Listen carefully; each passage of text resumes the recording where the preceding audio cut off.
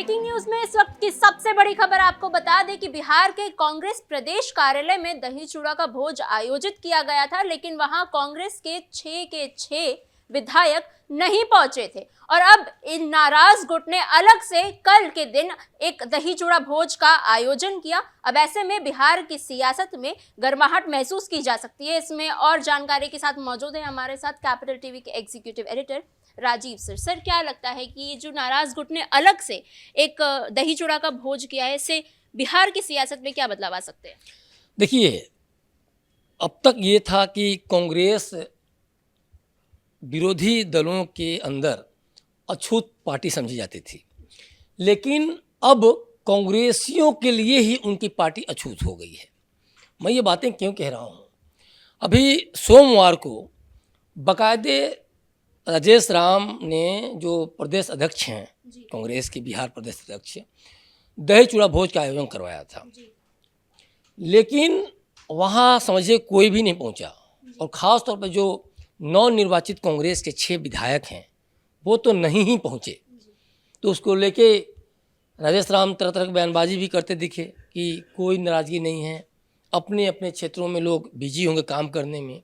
लेकिन जो कल शाम जो एक जब खबर आई कि राम माधव, छत्रपति यादव जैसे 4 विधायक, 4 नेता कांग्रेस के दही चूड़ा भोज का आयोजन कर रहे हैं और उसके बाद वो ये स्टेटमेंट दे रहे हैं कि हमने उन नेताओं को भी बुलाया जिनको राजेश राम या कृष्णा अल्लावारू ने, जो कि प्रदेश प्रभारी हैं, नहीं बुलाया था। ये कह के वो साफ साफ मैसेज दे दिए कि कांग्रेस का अगर बिहार में देखा जाए तो प्रतिनिधि, रियल प्रतिनिधि हम ही लोग हैं।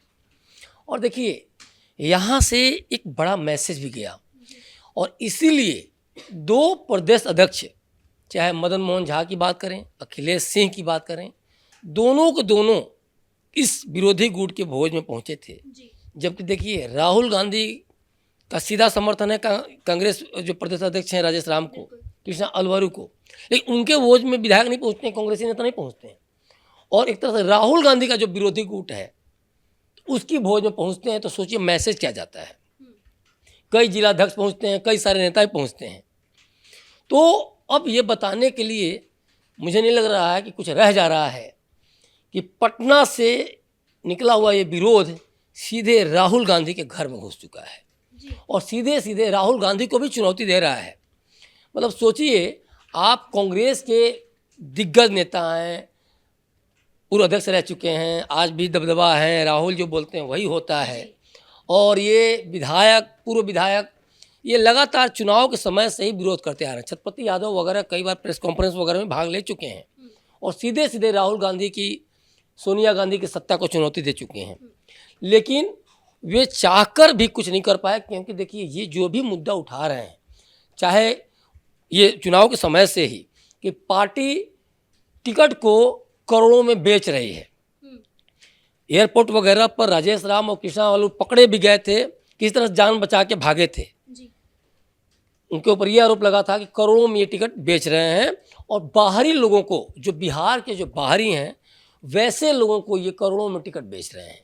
तो यही जो अभी जो विरोधी गुट जो चूड़ा दही भोज का आयोजन कर रहा है, उसमें सीधे सीधे सत्ता को चुनौती इसी बात को लेकर है कि या तो सुधर जाओ, नहीं तो फिर हम सुधार देंगे, क्योंकि ये मैसेज बहुत बड़ा है। और जो अब तक ये कहा जा रहा था कि 6 विधायक शामिल नहीं होंगे, गलत अफवाह फैलाया जा रहा है सत्ता पक्ष द्वारा, तो अब तो सीधे सीधे अब इनको सत्ता को लेकर जो इनको चुनौती देने की जो बात कही जा रही थी, अब तो सीधे सीधे मैसेज जा रहा है, भाई इसमें इंडिया का तो कोई रोल ही नहीं है। ये आपके विधायक आपके कार्यक्रम में भी नहीं पहुंच रहे हैं, तो वो कितने नाराज हैं, नाराजगी किस लेवल तक पहुंच चुकी है। दही चूड़ा भोज की बात नहीं, अभी कुछ दिन पहले राजेश राम जी ने मनरेगा बचाओ आंदोलन भी शुरू किया था, वहां भी विधायकों की शिरकत नहीं देखी गई। देखिए, राजेश राम के ऊपर ही तो आरोप लगा था ना कि ये टिकट बांट रहे हैं पैसे ले लेकर। तो एक बड़ा देखिए मैसेज क्या है कि ये सीधे सीधे इस चीज़ को लेके खुद बताएं कि अगर आपके कार्यक्रम में, चाहे आप कोई भी कार्यक्रम कर रहे हो, आपका एक भी विधायक नहीं पहुंच रहा है, तो आप एनडीए के ऊपर कैसे हमला कर सकते हैं? आप सिंपल कार्यक्रम कोई नहीं पहुंच रहा और आपकी जो पार्टी का की जो विचारधारा है, जब आप उससे किनारा कर लेंगे, आप टिकट ही बेचने लगेंगे, तो इनके देखिए इनको भी तो कहीं कहीं जवाबदेही देनी पड़ती है ना, कहीं कहीं बनती है ना। इनकी क्षेत्र में जब जाते हैं तो इनसे भी सवाल पूछा जाता है कि भाई आपने तो इतने दिनों तक हमारे यहाँ काम किया, हमने आप में विश्वास जताया और आपको पार्टी ने टिकट ही नहीं दिया, तो फिर अब हम किसके पास जाएं और किस पे भरोसा जताएं। तो इनको देखिए एक चीज़ और भी है ना कि कांग्रेस के अंदर एक दूसरा धड़ा चल रहा है। आप कनेक्शन पर टिकट देंगे तो फिर कहीं भी आप बिहार में खासतौर पर जो आप उखड़ रहे हैं, जिस तरह संगठन कमज़ोर हो गया है, जिस तरह से राहुल गांधी की भी नहीं सुनी जा रही, तो ये चीज़ देखने को मिलेगा। जब नेता जो जा रहा है, क्षेत्र में घूम रहा है, काम कर रहा है, जनता से मिल रहा है, उनकी कोई पूछ नहीं है, उनको टिकट आप नहीं दे रहे हैं और आप बाहरी लोगों को लाके जिनका कोई सरोकार नहीं है, बिहार के धरती पर काम करने से लेके या जनता के बीच में काम करने को लेकर, तो सवाल तो उठेंगे ही। तो इसीलिए सभी लोग हमलावर हैं कि ऐसे लोगों को आप इमीडिएट बाहर करें, अन्यथा हम एनडीए में शामिल होंगे। आप चाहे चिल्लाते रहिए कि हम एनडीए बुला रही, एनडीए नहीं बुला रही, एनडीए को क्या जरूरत है। 85 सीट पर जदयू है, 89 सीट पर भाजपा है, प्रचंड बहुमत से बिहार की जनता ने चुनकर भेजा है सरकार को। कांग्रेसी नेताओं की क्या जरूरत है। लेकिन जब कांग्रेसी नेता खुद ही राहुल गांधी को गरिया रहे हैं, साफ साफ कह रहे हैं पार्टी में कोई भी लोकतंत्र नाम कोई चीज़ नहीं बची है, तो फिर ये तो राजेश राम को जवाब देना चाहिए, कृष्णा अल्लावारू को जवाब देना चाहिए। राजेश राम को क्यों नहीं एक्शन लिया गया, क्यों नहीं हटाया गया। लेकिन अगर ये कांग्रेस के 6 के 6 विधायक अगर जदयू की तरफ शिफ्ट हो जाते हैं, एनडीए की तरफ शिफ्ट हो जाते हैं, तो बिहार से तो कांग्रेस का सुपड़ा ही साफ हो जाएगा। देखिए ये सुपड़ा वैसे भी साफ है। हाँ।